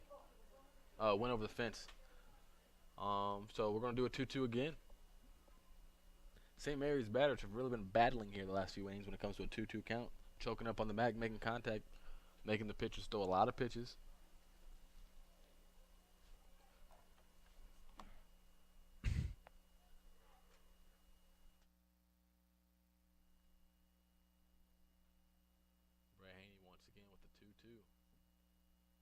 Fastball, and Hughes swings and misses. It's a good changeup. And that was a pitch hitter. Troy Hughes came in for Cameron Richardson. Now you're going to have the Japanese center fielder, Shun Sonoda, who is over 3 on the day. I think he's hitless in both games. but he does have a batting average well above 300 on the year.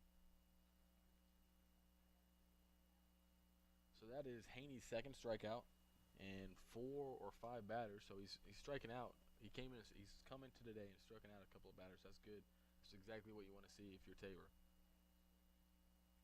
He's working with a runner on set. He's working around a 1-out double by Mel Robles. And 2 outs and a 1-0 count to Shun Sonoda.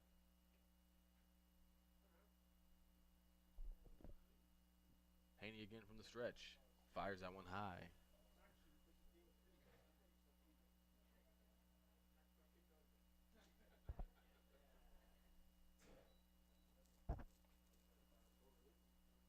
So 2-0 count.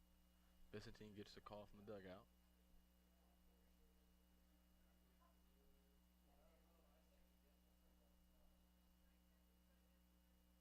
Haenyeo from the stretch once again. Fires the ball in there right down the heart of the plate for a strike. So 2-1 count. If you're Tabor, you want to get back in the dugout and you want to score a couple of runs. This is a game that you don't necessarily need it, but you want it, and it will help you solidify yourself in second place. And if you do need it if you have any aspirations of tying Oklahoma Wesleyan for the first place spot. Yep, and the pitchers have been doing pretty well today. And that ball's off the knob of the bat. That is an interesting play. Sonoda was batting. The ball's off the knob of the bat, which you could tell it was off the knob of the bat because the ball ricocheted really hard back to Haenyeo, and he is retired for the 3rd out. So an unorthodox, unconventional play there, and Haenyeo gets out of the jam once again, works around a 1-out double, and the Blue Jays are coming up in the bottom of the 6th inning as the skipper for St. Mary's is going to protest that call, but we are going to go to a break. We'll be back for the Blue Jays bottom half of the 6th inning.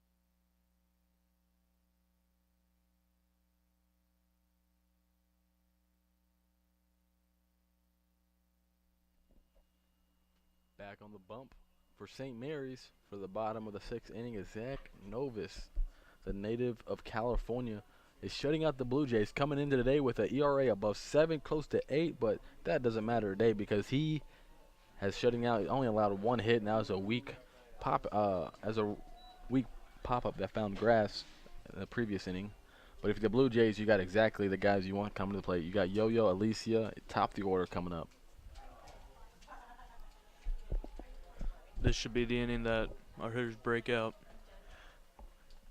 Novus to the breaking pitch. The thing that he's done well is he's thrown breaking pitches and he has thrown them for strikes. That's been huge for him. He's been getting weak contact and he hasn't allowed base runners because he hasn't walked them. Yep. The team usually with the least amount of free bases comes out on top. And Novus pitching well today. That's a ball outside. 1-1 count. So some statistics on Novus today. He's pitched 5 innings of ball with no hit, no run ball, only 2 strikeouts. He has only 61 total pitches through 5 innings, and he throws that one for a ball. Good eye by Yo-Yo.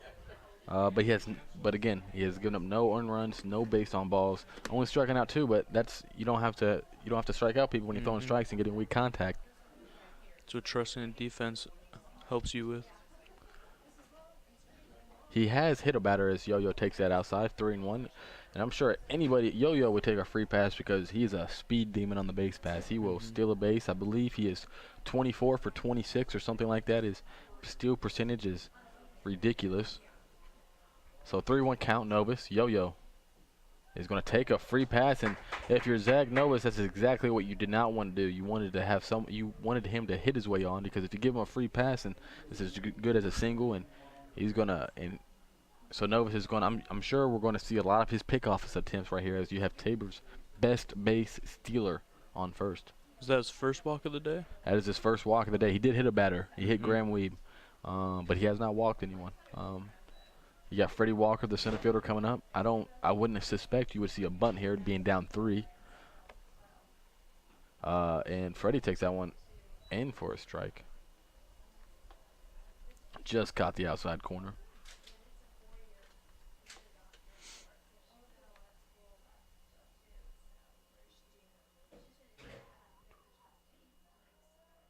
Yo-Yo with and the pickoff attempt to him at first, and he saw that coming 16 miles away. Got to keep him close. He's a definite threat on the bases. He's the Ricky Henderson of Tabor College. So takes off a pretty solid lead, inching out further and further. He was headed to stay. Freddie drills that one to center field, but Sonoda with a good beat on it, able to corral that one. That was a line shot right to the center fielder. If it would have found a gap, both of them, Freddie Walker and Yo-Yo, would have been running for days. But unfortunately, hit right to the center fielder. So 1 out. Here in the bottom of the 6th inning, you have your third 3-hole hitter, first baseman Cameron Pope. Yo-Yo wanted to steal on that one. He hesitated.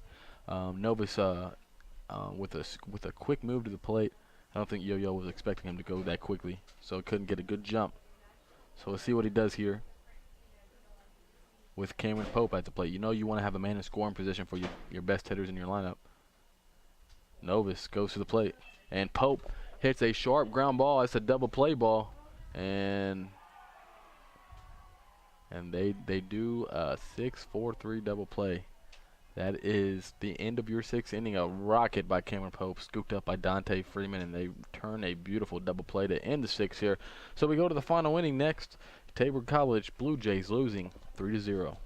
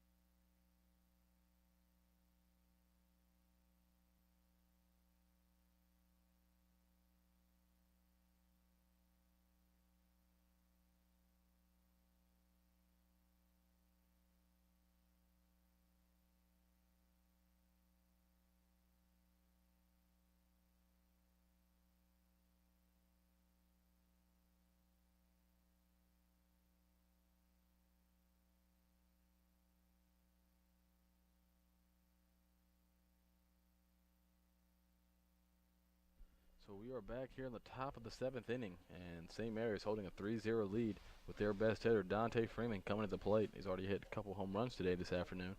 Brett Haenyeo, who's come in relief, hasn't given up a run of any sorts, and he's back on the bump here with the 7th of the Blue Jays. I would expect a lot of junk to this batter. Leads him off with a changeup. And for a strike.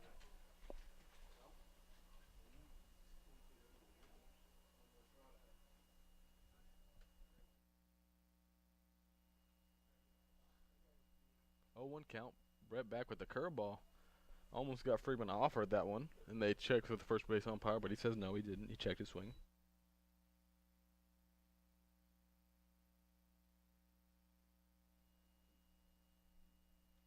So 1-1 count. If you're a Blue Jay fan, you want Tabor to send the St. Mary's down in order here. Quick inning to get your bats back up in the bottom of the 7th. Hopefully to do some damage. That pitch is a little high. 2-1 count.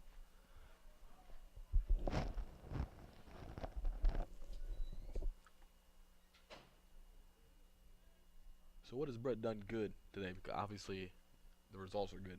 He's kept his off-speed low. No one's making solid contact off him.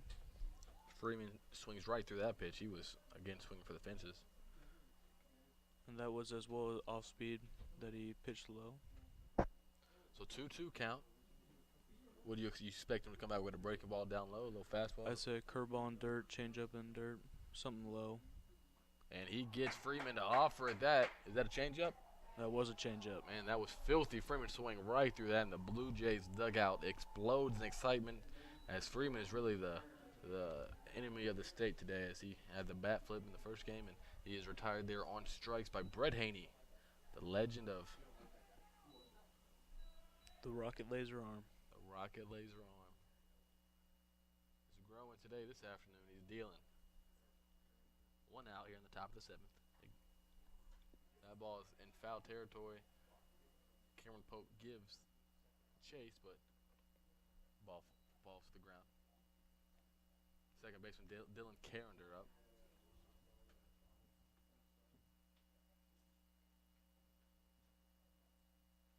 Oh, 1 count. And again, if you're just joining us, it's only a 7-inning game. It's the second game of a doubleheader. Haenyeo throws the ball in the dirt, and he slipped off the mound. So this is the last inning of play if Tabor wants to come back at all and tie it up and send it in the extras. Zach Novus, the pitcher for St. Mary's, shutting out the Blue Jays so far. The 1-1 pitch from Brett Haenyeo. That ball's lifted, very shallow. Yo-Yo Alicia able to corral that in shallow left field. And Brett Haenyeo, 2 up, 2 down so far. He got the cleanup hitter, Juan Gallardo. So Brett Haenyeo retired the best hitters in the lineup so far fairly easily. He's dealing. And now he's the cleanup hitter who's 2 for 2 with a couple of RBIs today. He's looking to get through 3 great innings of work and give our offense a chance to come back and win this game.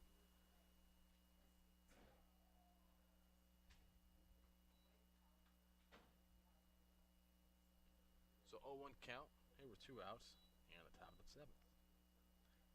Again, Brett's getting ahead of the batters, and he's doing good stuff off the mound.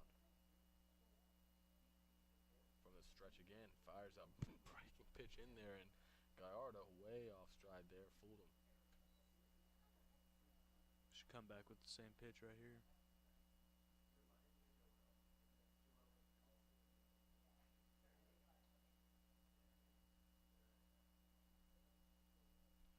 The catcher Vicentine gets the call from the dugout, or relays it to Haenyeo. Haenyeo ahead 0-2, 2 outs. Let's see if he can retire him right here. Set him down. Fastball outside, 1-2 count. It's a good 0-2 spot.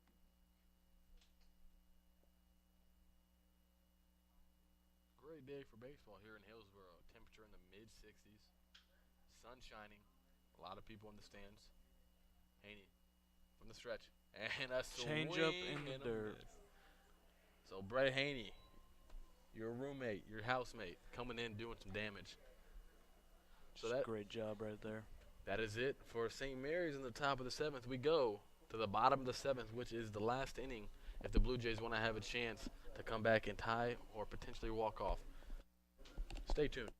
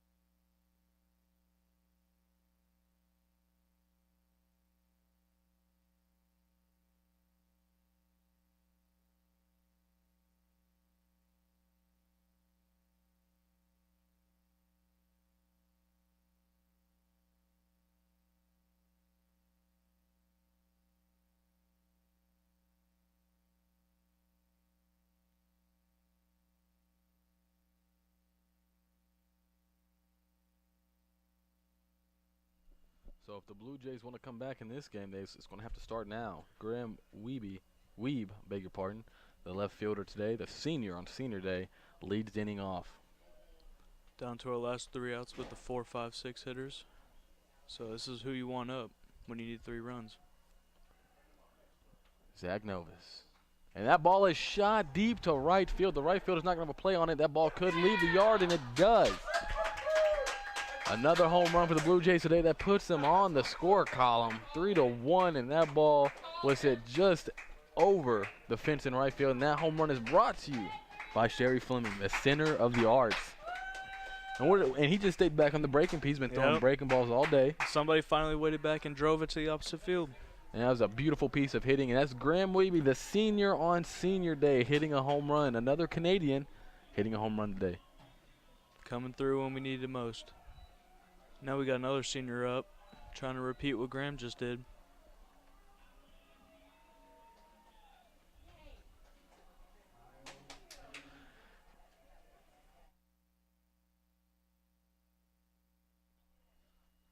Kyle James, a senior out of Bakersville, California, and Novus seems a little rattled. He threw that one all the way to the backscreen. It wasn't a fastball that he just overthrew. It was a breaking ball that one hopped the backscreen. They got a pitcher warming up in the bullpen over there. That was the first ball hitting the air hard today. Yeah, it absolutely. And it kind of rattled him a little bit. And it seems Kyle digging in. And that's another ball. I think right here, if you're Kyle, you just wait for him to. You just hold him. You need a base runner. Takes you to get a strike. Because the tying run is on deck. If you're on base, the tying run is at the plate, and it's exactly what you need. And he's digging in there. And if I'm Jake Jones, I'm telling him not to swing. But he does, and he pops that one up to the left fielder, and it's playable. And so that retires the first batter of the inning. As a good swing. I believe if he hit it off the end of the bat. If he would have barreled it up, I'm sure that ball would have been in orbit. But nonetheless, it's out number 1. You got third baseman Will Clark coming to the plate. So if you're Tabor, you need a runner on base. You can take it however you want. You want to bring the tying run to the plate because, as you've seen, the ball is jumping today. And Will has already hit the ball hard a couple of times. Just needs to wait back and drive it to the opposite field like Graham. So digging in there. Novus, the left-hander, coming in today with a high ERA, but that does not matter. He's been dealing for St. Mary's. And that's a ball outside.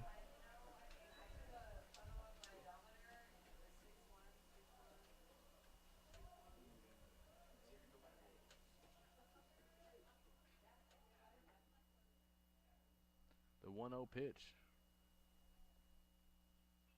Clark a little bit lit on that fastball, looking for an off-speed pitch, 1-1.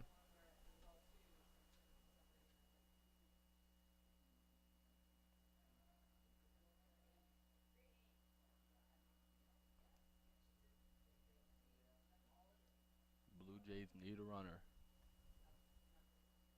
Down to their final 2 outs here in the bottom of the 7th.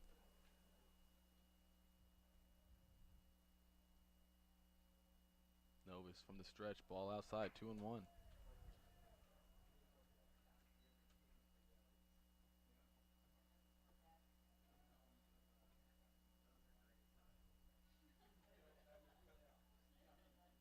From the stretch, a 2-1 pitch. That ball is a rocket hit to right center field. That ball may not stay in the park, and it doesn't. Will Clark with his second opposite home run of the day, and that is a huge swing by the Blue Jays. I believe that home run is brought to you by the Lorenz, and that is exactly what the Blue Jays needed. 2 home runs here in the bottom of the 7th, and that cuts the lead to a 1-run game, 3-2. Tabor has 3 hits in this game. 2 of them have been long home runs, and the other guy with the other hit is coming to plate. Wyatt Nowak has a single today, and just one big swing away from changing the whole game. So Zach Novus, who was shutting out and one hitting the Blue Jays through 6 innings of baseball, has given up 2 home runs, 2 opposite field home runs today. So if you're Wyatt, are you staying back and you trying to drive it to the opposite field, or are you trying to pull it?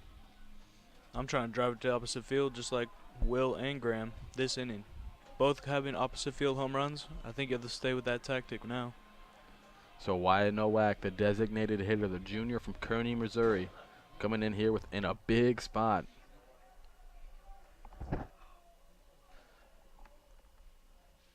Do you attack him, or do you wait and make him throw a strike? Gotta throw a off-speed pitch right here. Just my first pitch fastball. First pitch fastball in there on the outside corner for a called strike. 0-1. Wyatt Nowak wanted to make sure that was on the outside part of the plate. And I have to believe if Wyatt Nowak can find his way on base, this will be the last hitter for the starting pitcher for St. Mary's. And I believe you would have a pinch runner, an off speed, and that ball just misses the outside corner. 1-1 count. And Wyatt does have pop in his bat.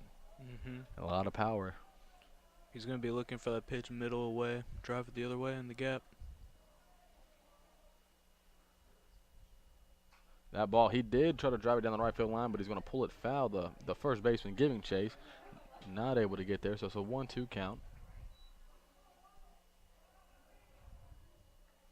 Wyatt with his stirrups high, his pants pulled up, digging in a big spot here.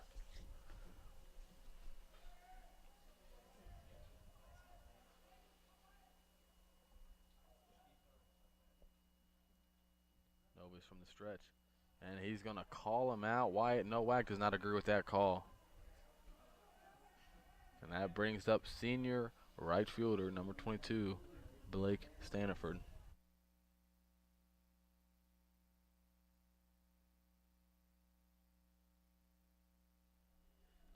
So the senior coming up in a big spot right here. 2 outs. You're down to your last out. You're down 1 run. You take a base runner in the worst way. Novus from the stretch. Ball's in there a little bit low for a ball 1.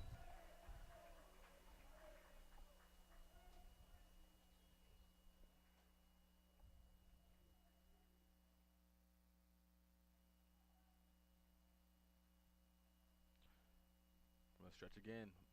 Swing and a miss, 1-1. Foul tip, beg your pardon. Tabor down to their final out.